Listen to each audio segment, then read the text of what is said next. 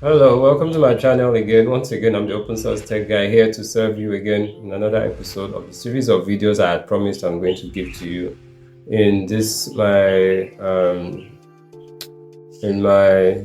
move to create an MVP for quality management in the education sector.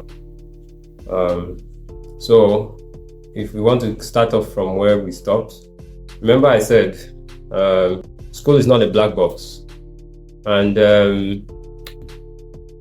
what makes a school a great school? Is it the infrastructures that you have in that school?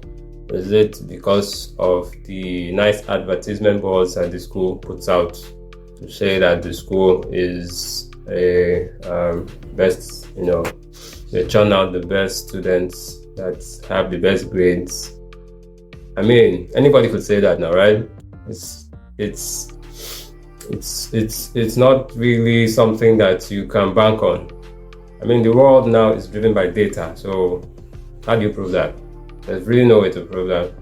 So schools now, to market their school, they just market it based on word of mouth, maybe what parents say, and just propaganda, almost like politicians.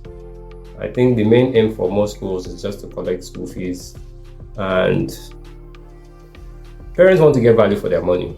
Okay, if you're a parent, I'm not a parent yet, but if you are a parent, definitely want to get value for your money when you put your child in a school. So how do you verify the data within the internal processes of that school? So that's what we're here to discuss today. So stay tuned, stick on, and we'll get right into it right now. A lot of schools are only concerned about managing school basic administrative processes like attendance, lesson notes, and administrating payroll and issuing report cards. This is a very good way of administrating a school from a student's perspective. But what of a software that can control the outcomes from a stakeholder's perspective? A stakeholder can be a school owner, a school consultant, or just pretty much a parent. So right now, if you want to judge how good a school is, you pretty much just have to use word of mouth. Like, you want to know how good a school is, someone just tells you it's a good school. So that's a primitive way of judging if a school is good right now. Don't you think so? In a world that is completely driven by data, like data is driving almost everything from what marketers sell to their customers, from what business clients try to predict will be the next trend so that they can develop their products to suit that goal. Educationists don't really think about data like it's important. They only think about collecting and maintaining a certain class so that they can attract more students.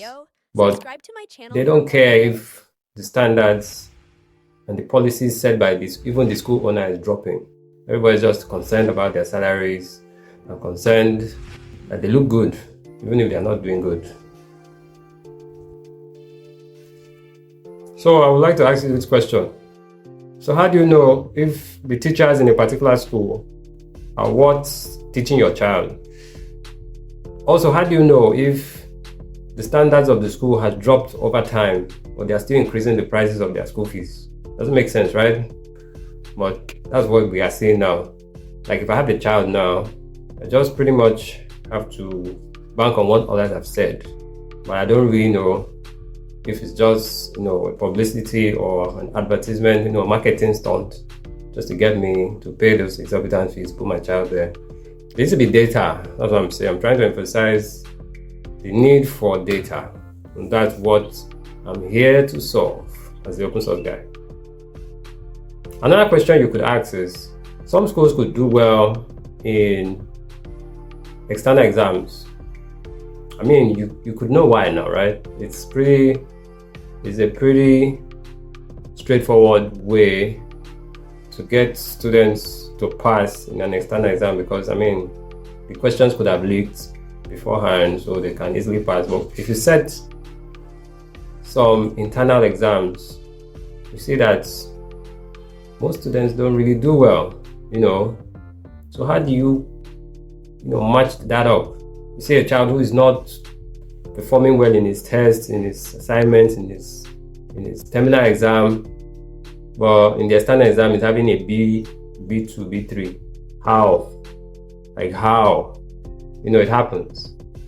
So that's another question you can answer. So from this, all these questions I've proposed, I think an ordinary school owner, if you're watching this video and you are a school owner, you should be worried that, you are only focusing on collecting school fees and not necessarily the quality of the students you are churning out. That's a pretty selfish standpoint to look at it now. You need to be concerned about the overall, the human being that you are churning out from your school, because those are the formative years.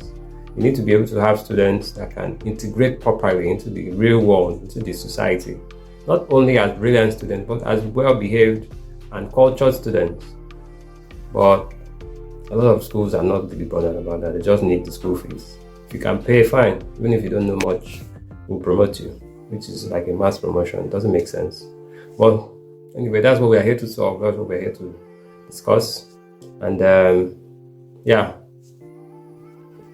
so the essence of this meeting, or I call this meeting, the essence of this video I'm making for the YouTube is just to explain to you that Thank you for watching my video. We don't have to continue like this. There is a technological solution. It's not much, it's not big, but right now, since we're in 2024, I think we can move faster than what can be possible. I know in years to come, someone might still develop what I've already developed, but let's look at it together now. Let's see how to solve this problem now. Hopefully we can even turn it into a business and it becomes something great. I like solving problems that are a bit disruptive. Remember from my first video, I said technology doesn't have to be repetitive, it can be disruptive. When I mean repetitive, I mean just seeing something that works and you just do the same thing, but maybe with different UI, UX. It's the same thing, but it's different UI, UX. Well, I feel you can always look inward and find other minute issues and solve them. I have a list of ideas, but time, the things I'm doing, I have to just solve one thing at a time. So this one, I think I've solved to an extent. So I was supposed to show you a screenshot, but I think maybe we'll do it in the next video. I think this video will just be for discussion. Next video, I will show you the full-fledged scope of what I did, show you how we modeled the school, and if I can give a brief of it, I would say we divided the school, into three main components, which is processes, core processes, the instructors or teachers, and then the infrastructure, which is the physical building. So 40% would go to the core processes, 30% would go to the kind of teachers you have, and the remaining 30 would go to the kind of infrastructure you build.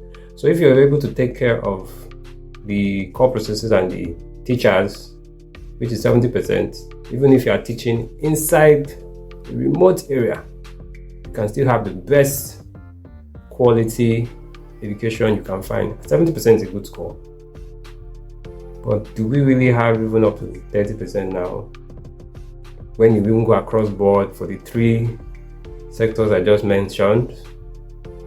I don't think so. So that's what we're here to solve. That's why we are here. I'm the open source tech guy once again. Hopefully, I'll have more time to explain in the next video, because I don't want my videos to be long. So I'll have more time to explain more as to how I solved this issue. Any other person that wants to do something similar or provide suggestions as to how I solve my own solve this problem, is free to get back at me and let's have a discussion. So yes, to end this video, let me just let you guys know that staying on top is a preoccupation. Getting to the top is hard, but staying on top is actually very hard. So you need to, as a school owner, try to, balance your books. Don't just focus only on collecting school fees. You can also focus on your internal processes as well. Try to know what's happening inside the school. Try to see trends of how your teachers and students are doing. And if you can, let the ministry have that information. If also the ministry can enforce this so that all schools, especially the public schools, can have like a separate dashboard where they can see all their internal standards in one place. So that year by year they have like a termly review. From termly review, they can have a yearly review. So that even the public, just like you have, there's this company that does an infograph of the Nigeria's revenue and expenditure, and they publish it as a PDF.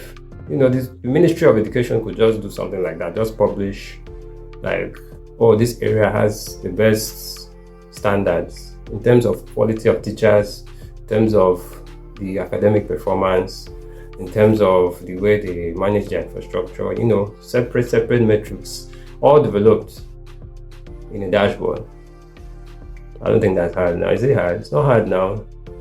So anyway, sorry to take your time. Thank you for watching my video. And in the next one, we